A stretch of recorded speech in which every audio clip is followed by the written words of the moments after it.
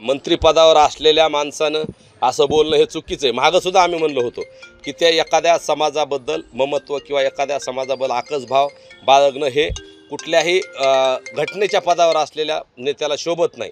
परंतु भुजबळ जाणून बुजून मराठा आणि ओबीसी वाद निर्माण करतायत, त्यांचा राजकीय फायदा घेण्यासाठी त्यांच्याच सरकारमधल्या उपसमितीनं, मराठा आरक्षणाच्या उपसमितीनं काढलेला GRला कोर्टात चॅलेंज करायची भाषा करतायत। याच्यावरून त्यांचं मानसिक संतुलन बिघडले की काय अशी आम्हाला त्यांच्या आरोग्याबद्दल काळजी वाटते।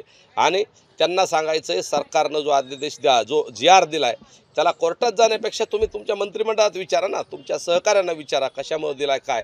आणि 70 वर्षात संघर्ष योद्धा मनोजदादांनी आणि मराठा समाजाने गेल्या 2 वर्षात चांगलं काम केल्यामुळं 70 वर्षातलं जे मिळालं नाही ते 2 वर्षात आणि या GRनं मिळालं आहे, अशी भावना समाजाची असताना जाणून बुजून मराठा समाजाच्या आरक्षणात मिठाचा खडा टाकण्याचं काम भुजबळ आणि काही त्यांचे बगलबच्चे करतायत। त्या कृतीचा जाहीर निषेध मी करतो, आमचा सगळा मराठा समाज निषेध करतोय। आणि येणाऱ्या काळात भुजबळांना याचा जाबसुद्धा मराठा समाज येवल्यात आणि महाराष्ट्रात विचारल्याशिवाय राहणार नाही।